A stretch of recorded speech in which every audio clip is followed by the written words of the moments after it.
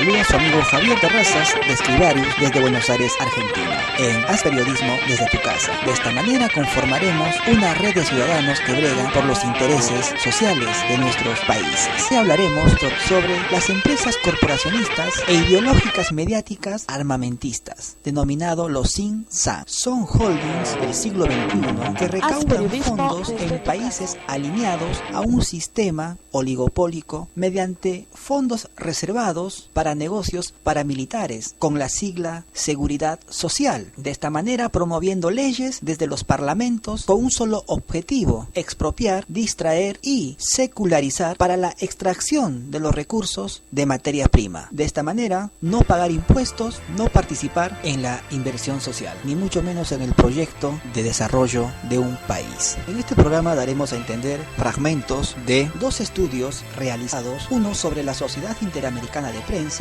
cómo ejerce el terrorismo mediático patronal, por la profesora y periodista Estela Caloni, periodista argentina corresponsal en su país del diario La Jornada y autora del libro Los Años del Cóndor. También hablaremos sobre la investigación y el estudio del periodista mexicano Genaro Bellamil sobre la concentración mediática y el lavado de cerebros en América Latina. 4 de mayo del 2011. El manejo de la información como factor básico de control de los pueblos en el mundo es uno de los más avanzados elementos de la contrainsurgencia trazada en las oficinas de inteligencia de Estados Unidos como un modelo de guerra psicológica. Desinformación y manipulación se entretejen en una antigua trama desde los tiempos del colonialismo, y como un ejemplo está lo sucedido durante el nazismo en Europa. La estructura geobeliana del control de los medios para dominar a una sociedad, como en la Alemania de Adolfo Hitler, no fue un invento del nazismo, fue heredado de los usos y necesidades de las imposiciones coloniales. De esto tiene mucho que aprenderse de los servicios de inteligencia británicos en su pasado y en la actualidad, remozado por Joseph Goebbels y llevado a su máxima y terrorífica expresión. El uso de la información como un arma de dominio y de guerras, que viene de colonialismos diversos y otros, se planteó prácticamente desde la misma creación de la Central de Inteligencia de Estados Unidos, la CIA, en 1947, que un año después de su aparición operaba ya con más de 1.500 millones de dólares de presupuesto, porque existía otra caja de operaciones secretas, espionaje y contraespionaje y acciones encubiertas, clandestinas, calculado en otros 800 millones de dólares. Todo esto en función de la Guerra Fría, que abarcaría más de medio siglo. De ese presupuesto, un 30% estaba dirigido a acciones encubiertas y, en este caso, a proyectos de medios de comunicación y propaganda. A eso hay que agregar una población flotante de agentes locales en diversos países donde trabajan. En el rubro destinado a propaganda se calcula millones de dólares enviados para la producción de artículos, fotografías y reportajes dirigidos a influir en los medios de comunicación con una capacidad que sobrepase todos los mayores servicios de noticias de todo el mundo. En esos primeros años, su acción prioritaria se dirigió a los países de Europa. Entre los subsidiados en aquellos años estuvo la prestigiosa revista francesa Paris Match. Por esos tiempos eran violentas las campañas antisoviéticas que aparecían en todos los medios europeos e influían en el resto del mundo. De acuerdo al periodista Carl Bernstein, el mayor esfuerzo de captación y formación de medios lo hizo el exdirector de la CIA en 1953, Alan Dulles. Una cantidad de directores de medios fueron convocados por Dulles para unirse a la causa contra el comunismo global, iniciando la CIA cursos de entrenamiento periodístico para sus agentes, tratando de colocarlos en las más grandes organizaciones noticiosas en todo el mundo. También instaló la práctica de solicitar información a los corresponsales acreditados en zonas de interés para la CIA. Era ya común la reunión de estos periodistas con personal de la CIA. Se aseguraba que este tipo de contacto no solo continúa hasta estos días, sino también se incrementó en forma notable con las doctrinas de seguridad nacional y luego las de seguridad hemisférica. En las investigaciones del New York Times en 1977, al menos 22 organizaciones periodísticas de Estados Unidos habían tenido contacto con la CIA, incluyendo las empresas ABC y CBC, la revista Time, Life y los diarios el New York Times, el New York Herald, la prestigiosa American Prensa Internacional, el Wall Street Journal, entre otros, incluyendo a la prestigiosa editora de libros de guía para turistas Fodor. Pero en este entramado, Estados Unidos había ido construyendo una de sus más importantes organizaciones de control mundial de la prensa, que hoy está en su mayor esplendor, especialmente desde los años 80 y con el avance de la globalización en los 90, hasta manejar en estos tiempos, mediante las nuevas nuevas tecnologías el 95% de las noticias que circulan por el mundo, de esta manera desinformando, manipulando y ocultando la verdad como otra forma de control. La Sociedad Interamericana de Prensa, con siglas SIP, nació de esas necesidades de control. Mucho se ha escrito sobre el papel de la SIP en todos los golpes de Estado, invasiones y acciones ilegales de guerra, lo que la convierte en cómplice de los crímenes de lesa humanidad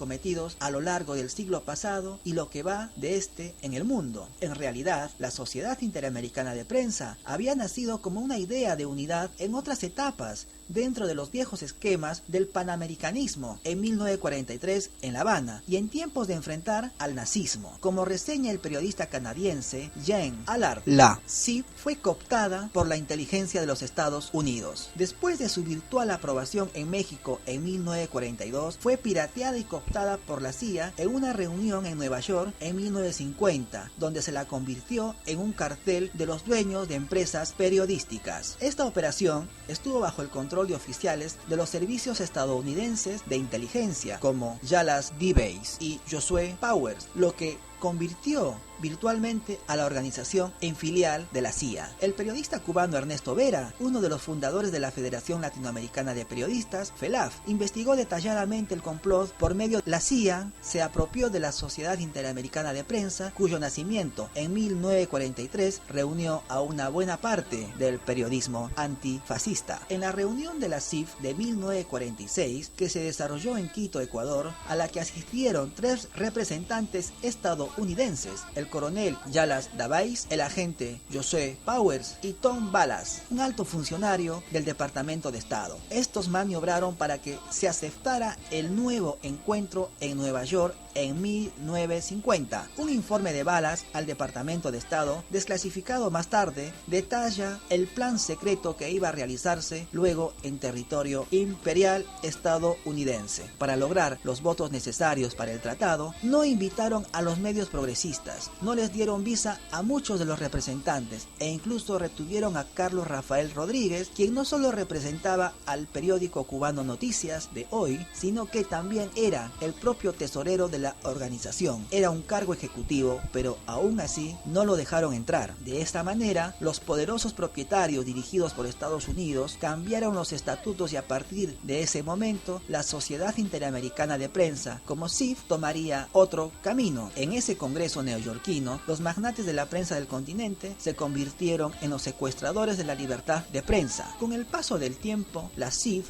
convertida en una asociación de poderosos dueños de medios, intervino en la UNESCO para defender el control de la información por parte de la empresa privada y participó en todas las acciones e intervenciones decididas por Estados Unidos en distintos países. En realidad, la historia de la CIF es la historia de los golpes de Estado contra los gobiernos constitucionales en los que estuvo involucrada. Se la presenta como una junta calificadora de libertad de expresión en el continente, cuando su papel real es destruir todo intento de rebelión contra los intereses coloniales y neocoloniales de Estados Unidos. En todos los documentos desclasificados sobre las dictaduras de América Latina surge la complicidad y el apoyo de la CIF a los dictadores y ataques y maniobras contra los gobiernos populares y democráticos. Entonces, la Sociedad Interamericana de Prensa se convirtió por mano de la CIA en el aparato de persecución y de complicidad encubierta de Estados Unidos contra países democráticos en toda América Latina y el Caribe. La CIF es también responsable de todo lo actuado contra Cuba en el bloqueo que lleva casi medio siglo, mostrando un acto de guerra de Estados Unidos contra la pequeña isla. La Sociedad Interamericana de Prensa avaló a todos los golpistas y violadores de la Constitución democrática de los países intervenidos. Han constituido verdaderos manuales de injerencia sus actuaciones contra el primero y el segundo gobierno del general Juan Domingo Perón en la Argentina. También fue clave en la defensa de las dictaduras del Cono Sur entre los años 60 y 70, mientras en 1974 emprendía una feroz campaña de desinformación, considerando como una dictadura al gobierno popular del general Juan Velasco Alvarado, mientras silenciaba los crímenes de las dictaduras de Chile, Brasil, Bolivia, Colombia, Nicaragua, Honduras, México, Guatemala, El Salvador, entre otros países. No solo contra la persecución a la prensa, sino en las matanzas que hasta hoy se están juzgando y que se siguen llevando a cabo de forma encubierta. Los grandes propietarios de los medios, hoy en realidad abiertamente servidores del poder mundial, mundial no han mostrado jamás ni pudor ni arrepentimiento por su complicidad abierta, los crímenes de lesa humanidad cometidos en las pasadas dictaduras y su defensa del terrorismo de Estado disfrazado de seguridad democrática, países hoy abiertamente ocupados militarmente por Estados Unidos. La Sociedad Interamericana de Prensa ha sido cuestionada debido a que representaría los intereses de los grupos económicos propietarios de los medios informativos y no tendería a la defensa de los periodistas o la libertad de expresión, siendo el brazo político de dominación por medio de las facciones capitalistas. El entonces presidente argentino Néstor Kirchner fue muy crítico en el mismo sentido y sostuvo que la principal prioridad de la Sociedad Interamericana de Prensa es cuidar los intereses de los diarios de mayor circulación. Siendo una asociación de propietarios, editores y directores de diarios, periódicos y agencias informativas de América, los integrantes de la Sociedad Interamericana de Prensa representan a más de 1.300 periódicos y revistas. Su sede parlamentaria en Estados Unidos. Según su página oficial, sus objetivos son defender la libertad de prensa, dignidad y los derechos de los periodistas asociados a su entidad. La Sociedad Interamericana de Prensa se dedica también a denunciar casos en los que considera que existe una violación a la libertad de prensa o amenazas y agresiones a periodistas que sean parte de su medio de prensa, así como brindar apoyo a algunos periodistas encarcelados por ejercer su profesión con visitas a la cárcel mediante el apoyo directo de la entidad. Todos estos esquemas forman parte de su organización. Para eso organiza seminarios, conferencias y foros de emergencia conformados por delegaciones internacionales, oradores de Estados Unidos y Europa. La organización hace público asesinatos de periodistas, investigaciones de supuestos crímenes que son parte de su organización, para elevarlos a instancias judiciales internacionales u otros hechos a los que considera como actos de violencia. Además, otorga becas a periodistas, fotógrafos, promueve la acreditación de las facultades de comunicación y periodismo en América Latina, entrena periodistas, reporteros, fotógrafos, gerentes, editores y ejecutivos de medios de comunicación y hace conferencias sobre soluciones a lo que supone que represente una impunidad en cuanto a la participación del Poder Judicial, Legislativo en contra de sus intereses como organización, de su sociedad corporacionista